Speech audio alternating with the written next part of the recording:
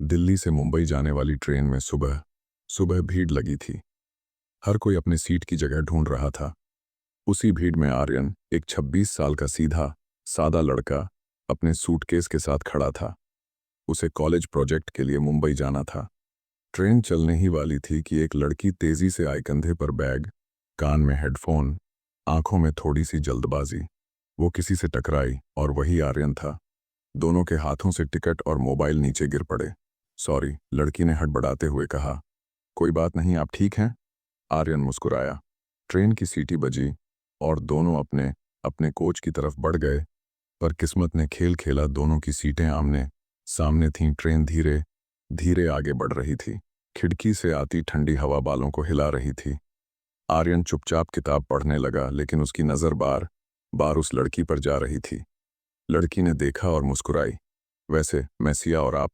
आर्यन, उसने जवाब दिया। सिया ने खिड़की से बाहर देखा। मुझे ट्रेन का सफ़र बहुत पसंद है, लोग बदलते रहते हैं पर ट्रैक वही रहता है।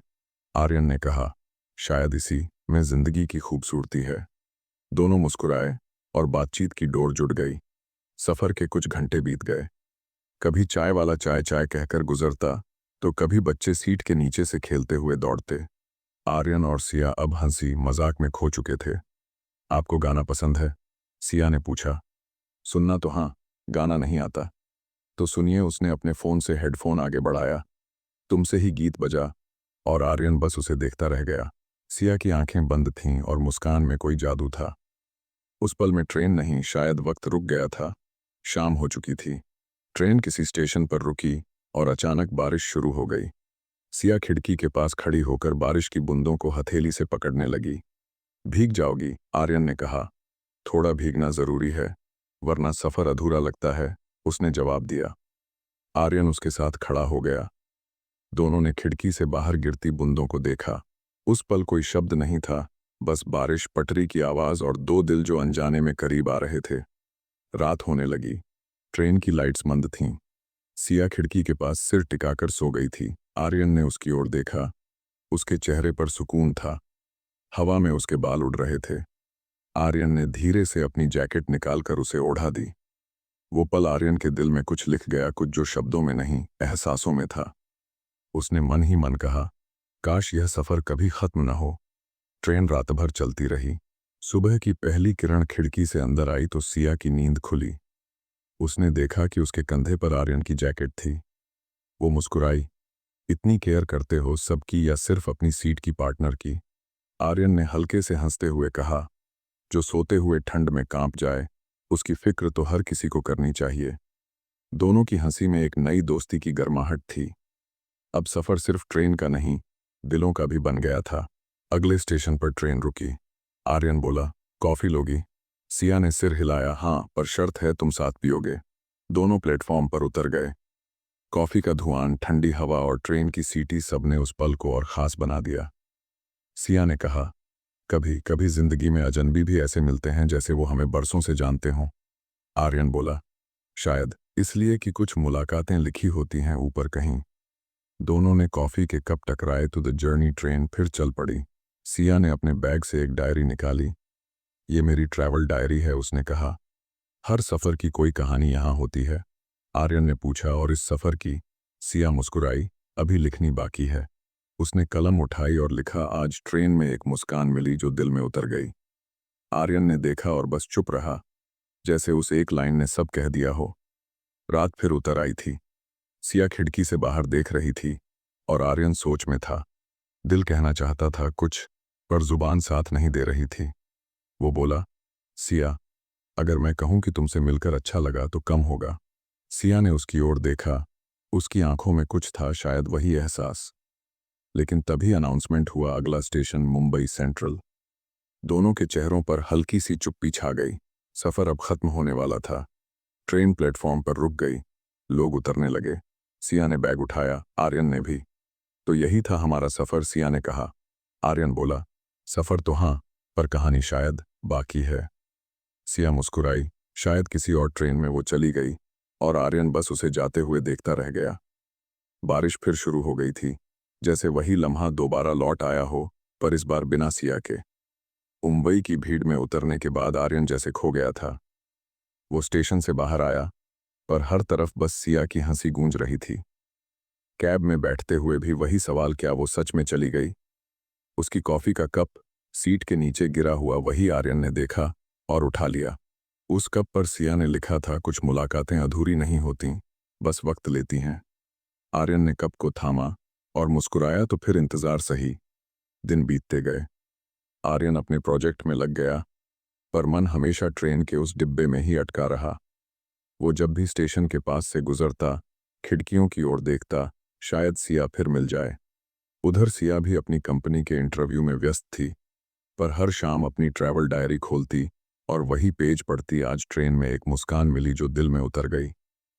दोनों अलग अलग शहरों में थे, पर एक दूसरे के एहसास में बसे हुए। एक दिन आर्यन को अपने कॉलेज की तरफ से एक प्रोजेक्ट प्रेजेंटेशन में बुलावा आया, लोकेशन पुणे। उसी दिन सिया को भी ऑफिस की ट्रेनिंग के लिए जाना था, गेस करो, पुणे। दोनों ने अपनी अपनी टिकट बुक की और किस्मत ने फिर एक खेल खेला। ट्रेन वही, दिल्ली मुंबई एक्सप्रेस, वही समय, वही कोच, लेकिन उन्हें पता नहीं था कि वो फिर से एक दूसरे के करीब आने वाले हैं। आर्यन ट्रेन में बैठा था, खिड़की के पास। उसने यादों में खोकर आंखें बंद कीं। तभी किसी ने कहा, माफ कीजिए, ये मेरी सीट है। आंखें खोलीं तो सामने वही चेहरा, सिया। दोनों कुछ पल के लिए बस एक दूसरे को देखते रह गए। तुम। और फिर हंसी के बीच सन्नाटा भी मुस्कुरा गया।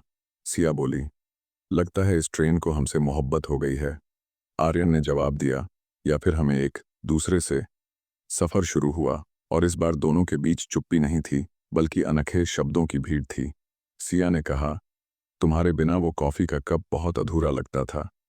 आर्यन ने बैग से कप निकाला, क्या ये वही है? सिया की आंखें नम हो गईं। मैंने इसे संभाल कर रखा था, आर्यन बोला।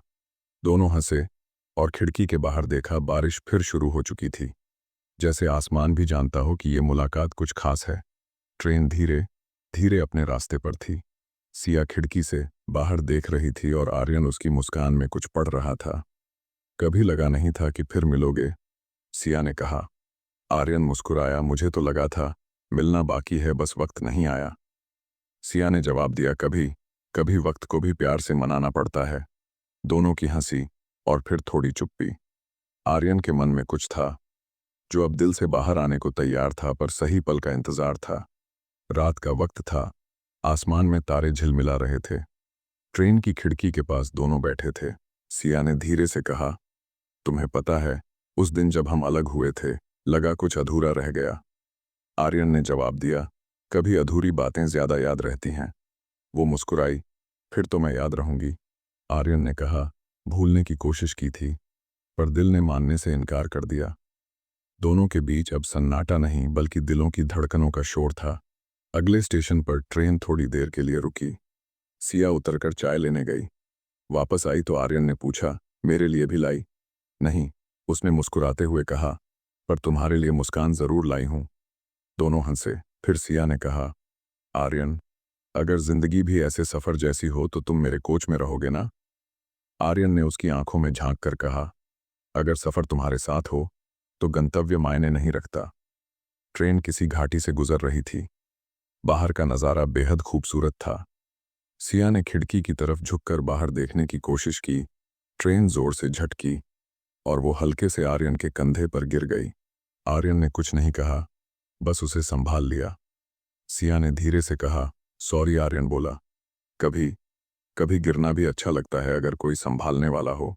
वो पल कुछ सेकंड का था, लेकिन दोनों के लिए जिंदगी भर की याद बन गया। रात गहराती जा रही थी। डिब्बे में ज्यादातर लोग सो चुके थे। सिया ने धीरे से कहा, आर्यन, अगर मैं कहूं कि मुझे फिर से ट्रेन में सफर करना है तो तुम चलोगे? आर्यन ने उसकी तरफ देखा, अगर मंजिल तुम हो तो मैं हर सफर में रहूंगा।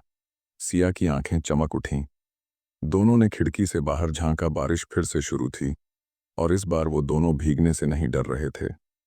ट्रेन पटरी पर दौड़ रही थी और दिल मोहब्बत के रास्ते पर। अगली सुबह दोनों के बीच की दूरी अब नाम की रह गई थी।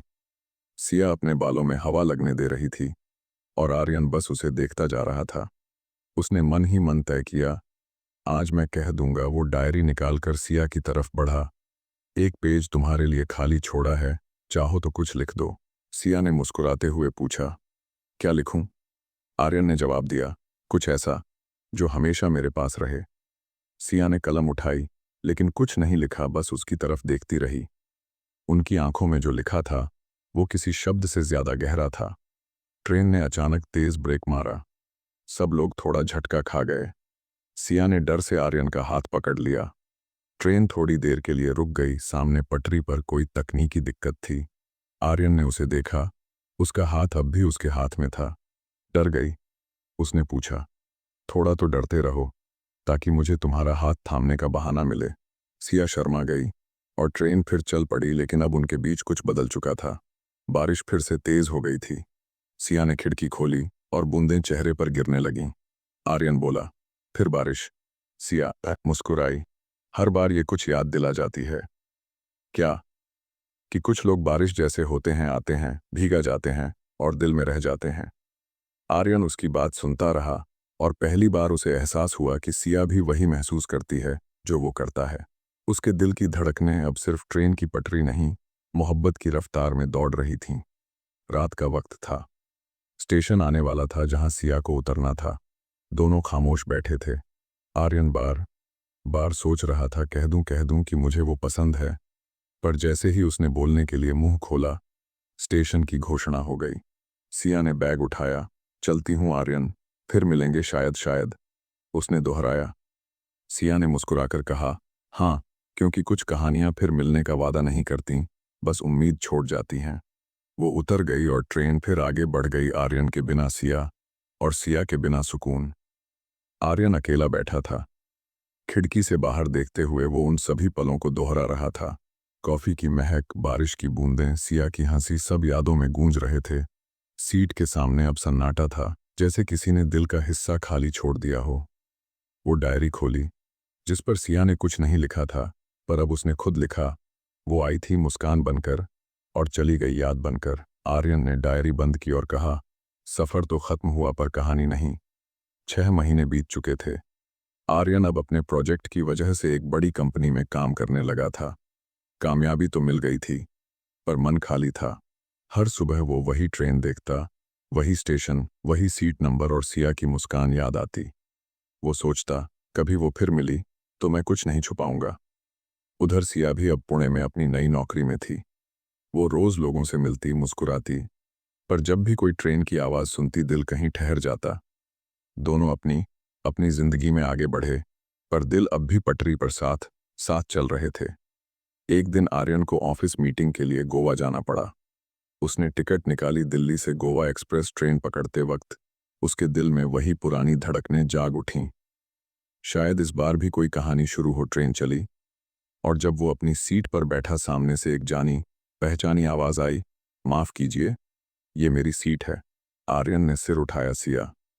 दोनों कुछ सेकंड के लिए एक दूसरे को बस देखते रह गए। सिया ने हल्के से कहा, लगता है ट्रेन अब भी हमारा साथ नहीं छोड़ती। दोनों फिर से आमने सामने बैठे थे, जैसे वक्त ने उन्हें वहीं से जोड़ दिया जहां कहानी टूटी थी। सिया बोली, तुम्हें लगा मैं फिर नहीं मिलूंगी? आर्यन मुस्कुराया, हर रोज मिलती थी यादों में। सिया की आंखें हल्की सी भर आईं। तुमने कहा क्यों नहीं उस दिन? क्योंकि डर था कहीं तुम्हारी मंजिल में न बन जाऊं और तुम्हारा सफर रुक जाए। सिया ने उसका हाथ थामा। कभी कभी मंजिल वही होती है जहां दिल रुक जाता है। ट्रेन की आवाज अब किसी गीत जैसी लग रही थी और बारिश फिर से शुरू हो गई थी, जैसे आसमान भी खुश हो गया हो। ट्रेन समुद्र के किनारे से गुजर रही थी। खिड़की से बाहर लहरें झूम रही थीं। आर्यन ने गहरी सांस ली। सिया, अब और नहीं, वो उसकी आंखों में देखकर बोला, मुझे तुमसे प्यार है, उस पहली मुलाकात से, उस कॉफी से, उस हर बारिश से जो तुम्हारे साथ थी। सिया की आंखों में आंसू थे, लेकिन होठों पर मुस्कान। उसने कहा, कहने में इतना वक्त लगा। कहने से पहले यकीन करना चाहता था कि किस्मत भी साथ है। सिया ने कहा, तो किस्मत ने तो ट्रेन में ही हमें मिला दिया था। दोनों ने एक दूसरे के हाथ थाम लिए और बाहर समुद्र की लहरें जैसे ताली बजा रही थीं। ट्रेन गोवा पहुंच गई थी। सूरज ढल रहा था। हवा में नमकीन खुशबू थी। दोनों प्लेटफॉर्म पर उतरे। इस बार न कोई शायद था, न कोई अलविदा। सिया बोली, अब ये कहानी अधूरी नहीं रहेगी ना? आर्यन ने मुस्कुराकर कहा, अब हर सफ़र तुम्हारे साथ पूरा होगा। सिया ने उसकी तरफ बढ़कर कहा, तो चलो अगली टिकट साथ बुक करते हैं। आर्यन हंसा, हाँ, इस बार सिर्फ 2 लोगों की और गंतव्य लिखा होगा हमेशा के लिए। ट्रेन दूर जाती रही, लेकिन इस बार कहानी वहीं ख़त्म नहीं हुई, क्योंकि इस बार ट्रेन में मिली मोहब्बत ज़िंदगी की मंजिल बन गई थी। अगर वीडियो आपको अच्छी लगी तो प्लीज़ लाइक एवं कमेंट करें।